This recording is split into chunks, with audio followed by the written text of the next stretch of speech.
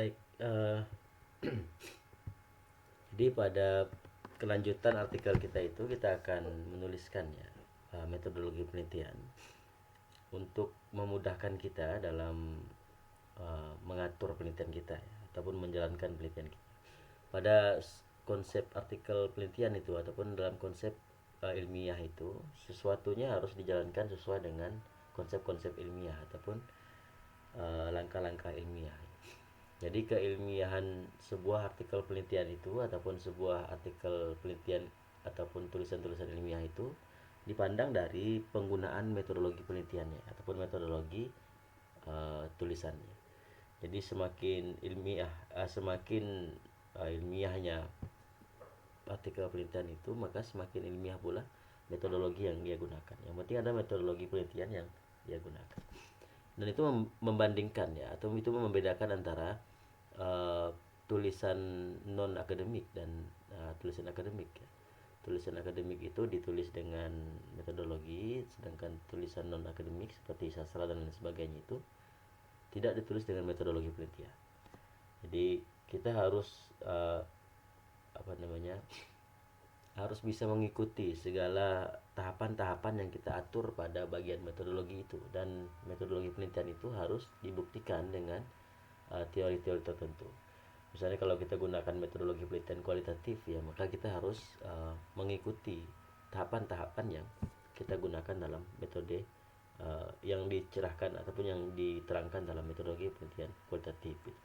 Begitu juga dengan sebaliknya ya, kuantitatif, kualitatif ya, ataupun campuran. Jadi kita harus ikuti tahapan-tahapan ataupun konsep-konsep yang ditawarkan oleh penelitian jenis penelitian tersebut. Begitu juga dengan penelitian kita. Jadi nantinya setiap judul itu memiliki perbedaannya masing-masing meskipun semuanya penelitian kualitatif ya. Namun tidak semuanya penelitian itu merupakan penelitian lapangan ataupun penelitian field research itu ya. Ataupun tidak semuanya penelitian itu penelitian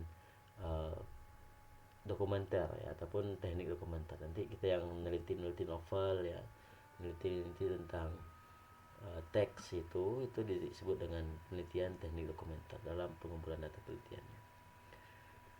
Baik, sebenarnya metodologi penelitian itu tidak panjang ya, hanya saja membuatnya harus dengan pemikiran tentunya. Bagaimana cara kita mengambil data penelitiannya, itu yang paling penting. Dan bagaimana cara kita mengambil data penelitian atau mengumpulkan data penelitian, dan bagaimana cara kita menganalisis data penelitian itu apabila sudah didapatkan. Jadi dari awal bagaimana sudut pandang penelitian kita, yang kedua bagaimana cara kita mengambil datanya, yang ketiga bagaimana cara kita untuk menganalisis data penelitiannya. Baik, pada Word ini, Microsoft Word ini sudah ada satu contoh ya, contoh artikel penelitian sampai selesai. Sudah ada kajian literatur, implikasi ya, dan pendahuluan. Baik, kita tinggal isi bagian metodologi penelitian. Jadi ada beberapa unsur yang perlu kita masukkan pada bagian metodologi penelitian ini ya. Yang pertama adalah jenis penelitian ya. Jenis penelitian apakah itu kualitatif ya, kualitatif, kuantitatif, atau campuran, mix method.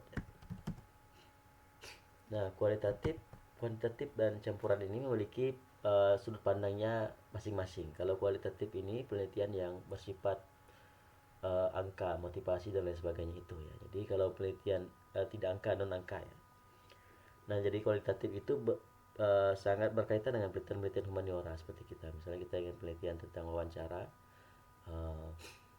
mantra dan lain sebagainya itu, ataupun cerita ayat dan lain sebagainya, kita gunakan penelitian kualitatif ya.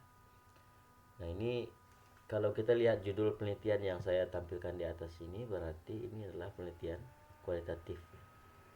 Nah, kita ambil penelitian kualitatif. Kalau kuantitatif itu yang berkenaan dengan angka ya, maaf tadi saya. Sedangkan campuran ini menggunakan dua jenis penelitian tersebut. Nanti kita gunakan penelitian kualitatif. Kita tandai dulu. Nanti kita jelaskan secara rinci ya, dengan paragraf deskriptif untuk menjelaskan jenis penelitian. Yang kedua, bentuk penelitian.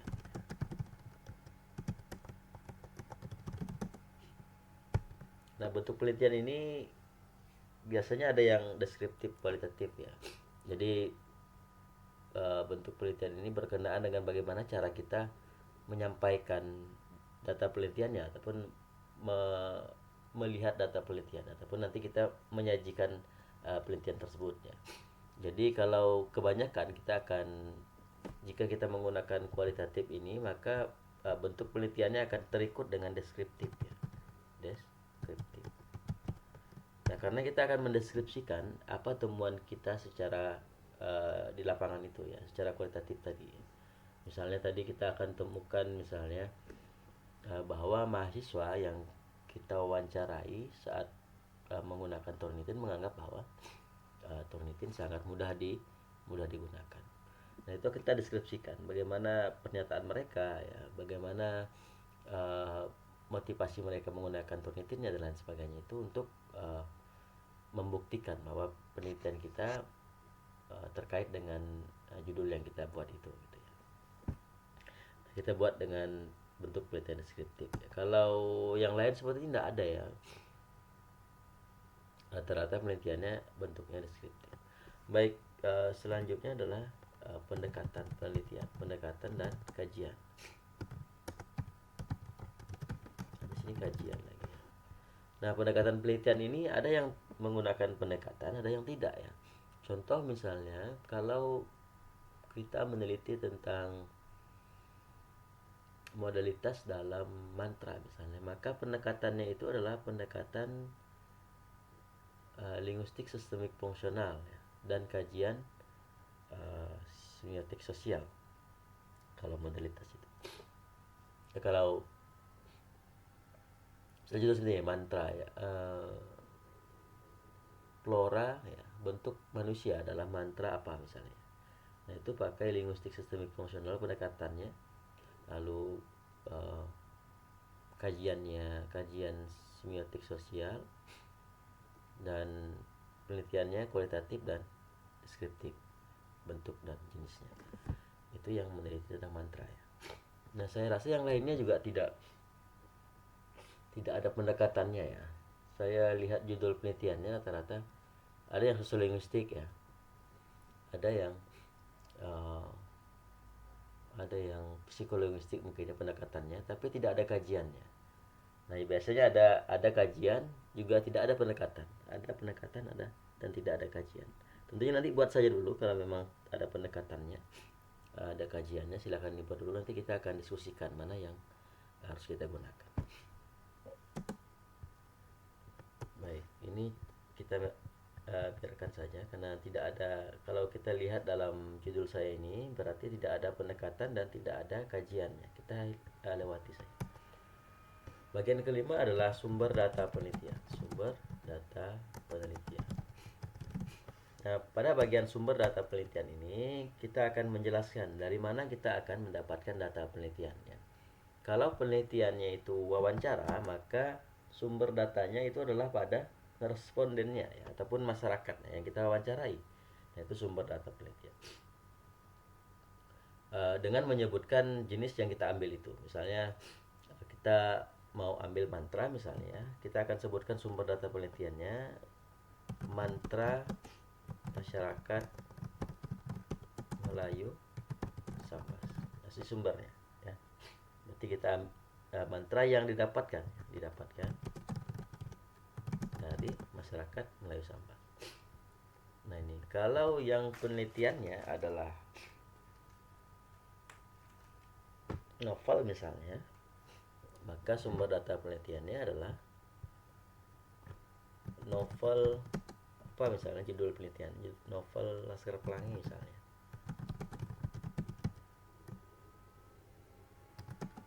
Yang ditulis oleh siapa ya?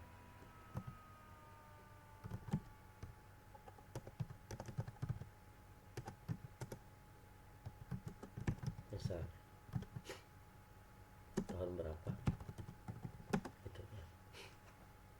Nah, sumber penelitian ini terkait dengan di mana kita ngambil data penelitiannya ya. Jadi jangan sampai terkecoh dengan sumber data dan data penelitian. Ini data penelitian.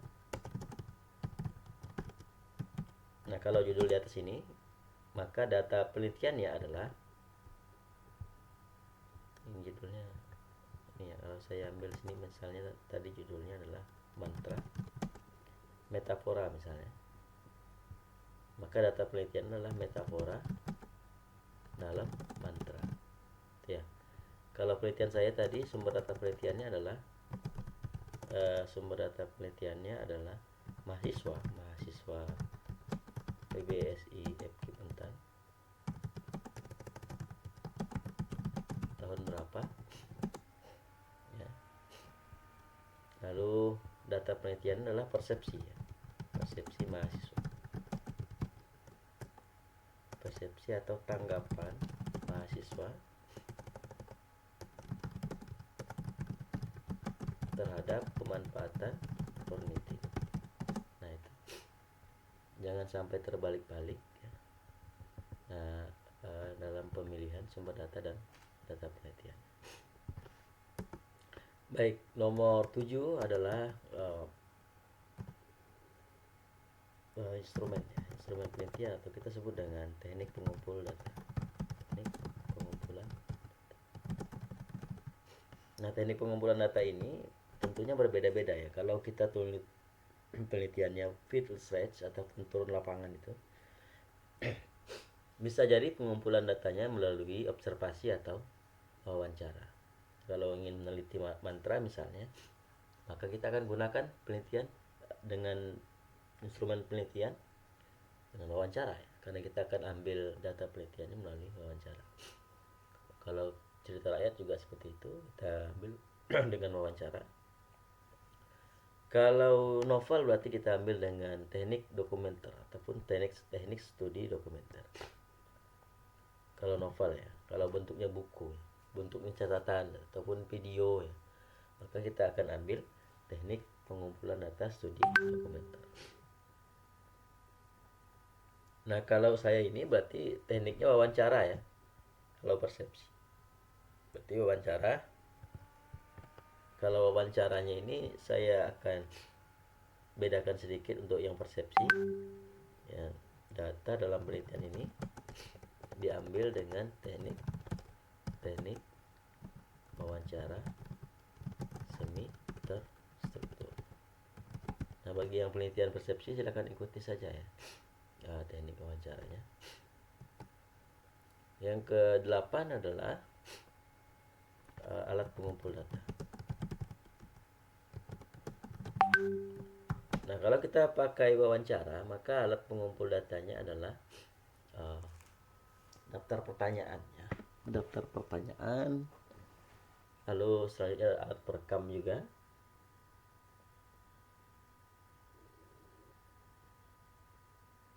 Lalu kalau memang butuh yang alat observasi sebenarnya foto misalnya, gunakan juga dengan foto itu ya.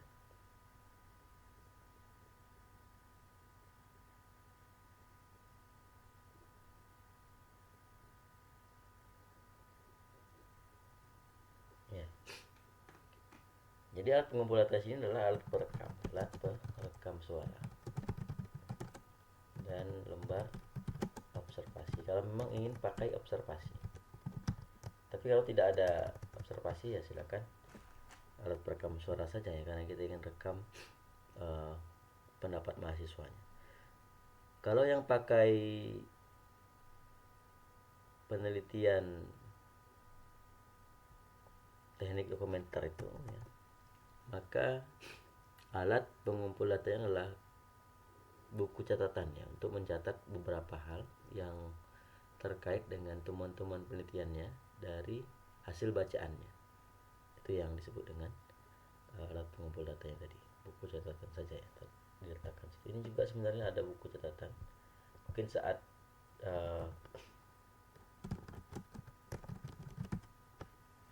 saat respondennya menyatakan sesuatu yang diingat oleh pewawancara bahwa ini adalah tema yang baik, misalnya yang bagus, maka dia akan mencatat itu dari buku catatannya agar mempermudah bahwa catatan di dalam penelitian lapangannya menemukan ada beberapa tema yang sesuai. Itu boleh dicatat. Dan yang terakhir adalah teknik analisis data. Nah, pada bagian teknik analisis data penelitian ini silakan nanti kebanyakan kita ya gunakan Miles dan Huberman ya. Jadi nanti silakan cari Miles dan Huberman tentang teknik analisis data penelitian itu yang kita gunakan untuk penelitian-penelitian humaniora seperti kita. Jadi nanti penelitian-penelitian mantra ya, penelitian-penelitian tentang cita rakyat dan lain sebagainya itu silakan gunakan pendekatannya ataupun teknik analisis data Miles dan Huberman. Nah, kalau untuk penelitian persepsi, karena memang persepsi ini tidak ada teorinya secara uh, luas. Kalau kalau romantisme itu ada teorinya ya, ada romantisme apa dan lain sebagainya untuk rumusan masalahnya. Sedangkan kalau untuk persepsi, rumusan masalahnya tidak terlalu banyak dan belum matang teorinya, maka kita akan gunakan teknik analisis data tematik. Nah, teknik analisis data tematik ini untuk menemukan beberapa tema-tema yang muncul saat kita wawancara. Nanti yang penelitian persepsi, sedangkan ikuti saja dengan penelitian tematik ini. Nanti kita akan buatkan. Nah, kalau yang lainnya silakan nanti cek saja dalam artikel-artikel yang dijadikan contoh itu ya. Mereka pakai apa? Ikuti saja ya. Kalau di artikel contohnya jenis penelitiannya kualitatif, ikuti saja. Kalau bentuk penelitiannya deskriptif, ikuti saja ya. Karena memang kita harus mengetahui dulu ya penelitian-penelitian yang terdahulu untuk mengikuti cara mereka meneliti dan sedikit mengubah dari bentuk yang sebelumnya mereka lakukan itu. Nah, kalau bisa memang artikel yang diikuti itu artikel yang mempunyai reputasi yang tinggi ataupun misalnya paling tidak Sinta 3 ataupun Sinta 2 gitu ya. Jadi tidak terlalu rawan kita atas kesalahan ataupun human error dari penulisan metodologi penelitiannya. Makanya nanti pilih saja mana artikel yang ingin diikuti kira-kira yang sama benar dengan penelitian kita. Bukan maksudnya sama benar dari bentuk objeknya, tapi yang sama dengan sudut pandang penelitian. Nah, seperti itu. Nah, kalau yang penelitian persepsi silakan ikuti saja seperti yang saya buat. Baik, pertama kita akan jelaskan jenis penelitiannya. Penelitian ini merupakan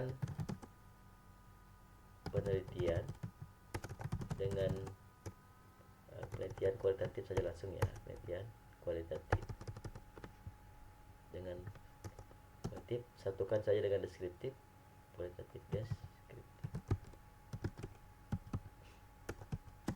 dengan memanfaatkan pendekatan kalau memang ada pendekatannya. Kalau memang ada kajiannya silakan kan pendekatan apa misalnya dengan kajian apa misalnya dalam pendekatan linguistik sistemik fungsional dengan kajian semiotik sosial. Kalau tidak ada langsung saja dengan memanfaatkan langsung ke sumber data penelitiannya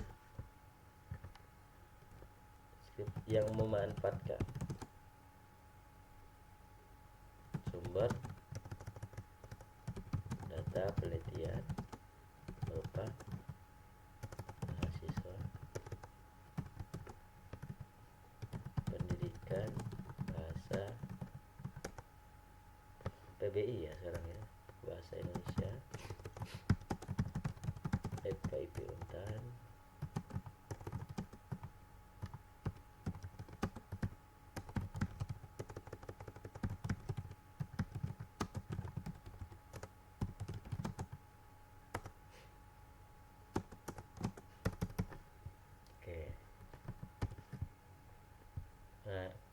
elemen-elemen ini ataupun bagian-bagian ini semua harus ada dalam deskripsi kita. Pertama ada kualitatif deskriptif yang masuk. Jadi ini sumber data penelitian. Nah, sumber data penelitian ini juga harus lengkap.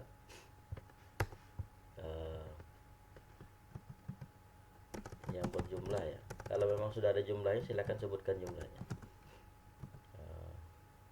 Demografi responden penelitian ataupun sumber data penelitian dipaparkan secara lengkap pada tabel 1. Nah, ini kita akan jelaskan bagaimana responden penelitian kita ya. Kalau penelitian kualitatif ya seperti yang saya jelaskan pada minggu-minggu sebelumnya, penelitian dengan bentuk wawancara tidak perlu ramai respondennya, minimal 7 saja ya. Jadi kita masukkan saja di sini 7, ya minimal 7, maksimal sekitar 15 orang ya, karena memang kita tidak bisa menempatkan banyak wawancara pada satu kali penelitian. Tapi kalau memang kita pandai, bisa sebenarnya sampai 30 lebih yang kita wawancarai. Hanya saja kita harus bisa memilah mana yang sama, mana yang beda gitu ya, dengan bantuan aplikasi tertentu. Misalnya kita akan gunakan aplikasi NVivo misalnya dalam menganalisis data kualitatifnya. Silakan kalau memang ingin pakai NVivo, tapi kita tidak perlu pakai itu dulu untuk pertemuan ini. Contohnya kita deskripsikan saja responden penelitiannya, misalnya dengan menyebutkan kode dulu, kode, lalu umur, jenis kelamin, dan frekuensi penggunaan.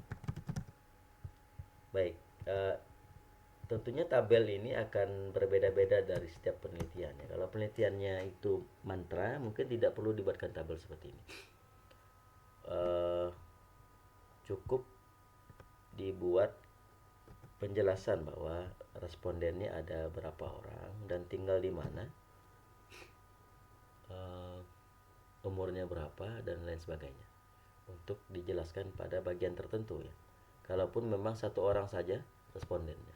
Tapi kalau memang ada 3 orang atau 4 orang responden, silakan dibuat juga seperti ini. Nah, kode ini adalah kode responden ya. Jadi kode ini adalah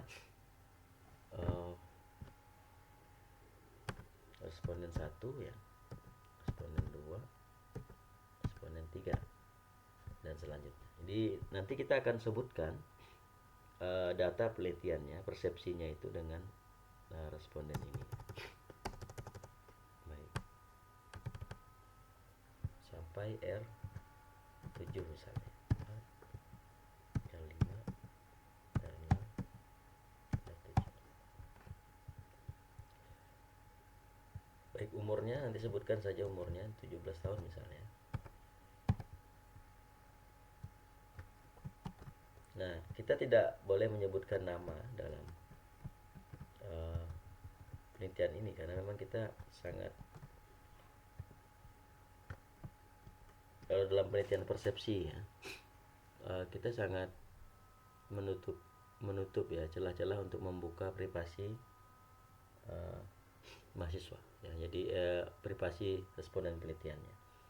Jadi kalau kita gunakan penelitian yang memang itu berkenaan dengan kalau mahasiswa nih ya, kalau dia sembarang ngomong misalnya kan takut dia bermasalah dengan kampusnya ataupun bermasalah dengan dosen dan lain sebagainya. Maka kita harus lindungi privasi itu untuk melindungi agar dia tidak mendapatkan masalah dari hasil wawancara ini. Tapi kalau untuk penelitian-penelitian seperti pengumpulan mantra dan lain sebagainya, boleh sebutkan ya nama respondennya, nama respondennya, lalu tinggal di mana, umur, dan lain sebagainya.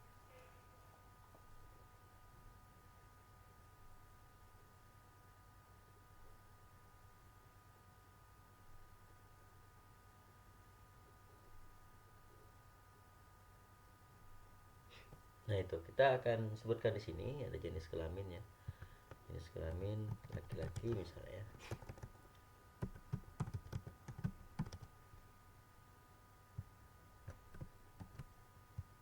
Nah, frekuensi penggunaan ini tidak semuanya ada frekuensinya. Kalau pakai penelitian persepsi, mungkin kita akan sebutkan frekuensi penggunaan turnitinnya, Zotero-nya misalnya, turnitinnya.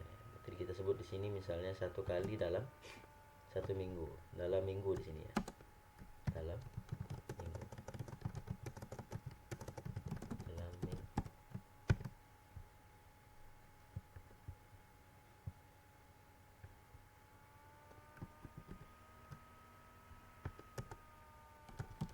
Jadi dalam 1 minggu ya, 1 kali 1 minggu, Ini 2 kali dalam 1 minggu ya. Misalnya 1 hari kita ingin di sini bulan, boleh juga bulan dalam 1 bulan ya. Ini untuk melihat bahwa apakah sering mahasiswa ini menggunakan alat tersebut. Tabel 1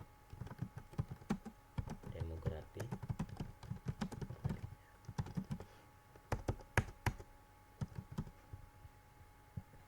Baik, ini ya, ini contoh saja, nanti pasti akan berbeda-beda setiap penelitian. Ini yang paling pastinya, paling baiknya adalah semuanya mengecek kembali ya metodologi yang digunakan ya oleh peneliti-peneliti sebelumnya. Jadi peneliti-peneliti sebelumnya pakai metodologi apa, ikuti saja yang menurut kalian itu bisa kita ikuti.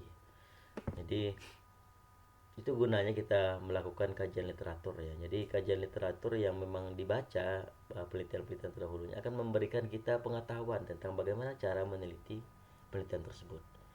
Lain hal kalau kita membuat kajian literatur dari AI ya, tentunya kita tidak bisa membacanya secara keseluruhan. Kita tidak tahu konsep-konsep penelitiannya. Maka saya sangat melarang ya kalau ada beberapa di antara kalian saya temukan semalam itu membuat penelitiannya ataupun tulisannya dengan AI, dan itu saya yakin bahwa itu tidak akan dapat apa-apa ya, tidak akan dapat apa-apa, dan itu sangat merugikan diri sendiri juga. Dan saya memastikan kalau ada saya menemukan lagi seperti itu, saya tidak akan berikan nilai untuk kalian, karena nilainya untuk AI ya, bukan untuk kalian.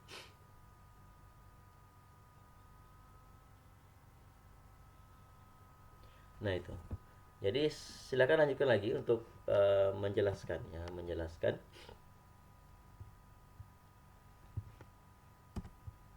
data penelitian ya.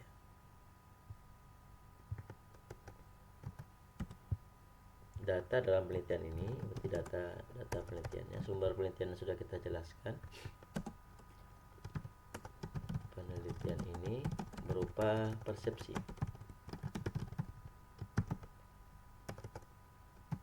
atau tanggapan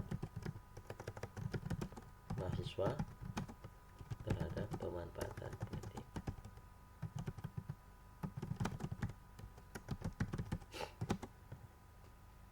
Yang dikumpulkan, berarti kita masuk lagi ke teknik pengumpulan data yang dikumpulkan melalui yang didapatkan melalui teknik analisis data, teknik pengumpulan data ya, pengumpulan data penelitian, data wawancara semi terstruktur.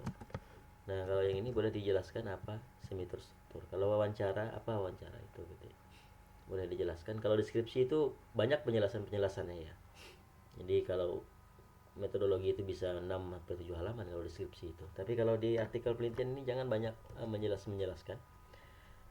Kalau sudah sering orang buat ataupun sudah kira-kira orang ketahui gitu ya, jangan terlalu banyak dijelaskan. Seperti kualitatif, deskriptif ini juga orang udah mengerti. Kecuali yang kita gunakan wawancara semi terstruktur, apa alasannya, apa itu semi terstruktur dan lain sebagainya. Lanjut lagi, teknik pengumpulan data sudah, dan alat pengumpulan datanya. Alat yang digunakan dalam pengumpulan data penelitian berupa alat rekam dan alat buku catatan untuk memudahkan peneliti dalam mengumpulkan mencatat tema-tema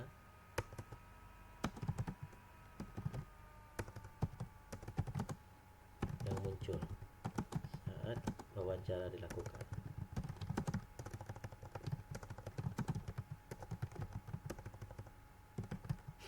Oke. Selanjutnya sini, setelah data didapatkan,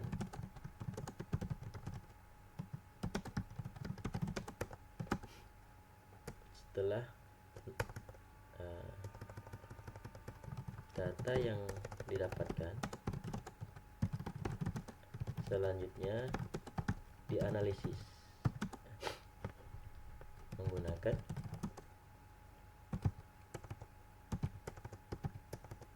teknik analisis data matematik ya, masing-masing berbeda-beda. Ada teknik analisis data Maes dan Huberman dan lain sebagainya itu. Nah, itu saja ya untuk metodologi penelitian. Nanti kita akan kembangkan sesuai dengan temuan kita melalui contoh-contoh yang telah dibaca itu ya. Metodologi penelitian mencukupi beberapa hal itu. Yang pertama jenis penelitian, bentuk penelitian ya. Lalu kalau ada pendekatan yang dibuat pendekatannya ataupun jenis kajiannya, lalu dari mana sumber data penelitiannya, lalu apa data penelitiannya ya. Lalu di sini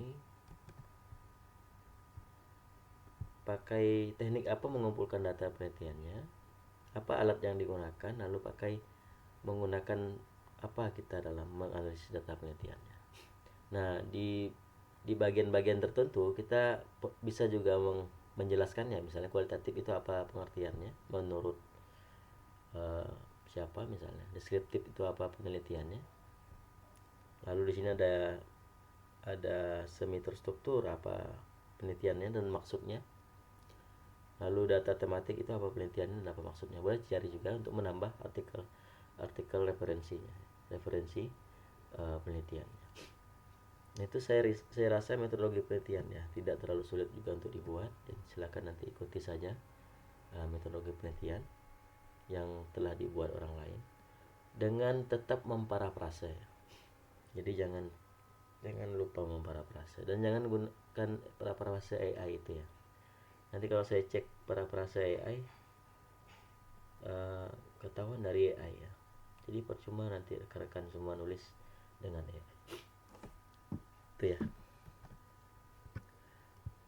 Oke, ada pertanyaan sampai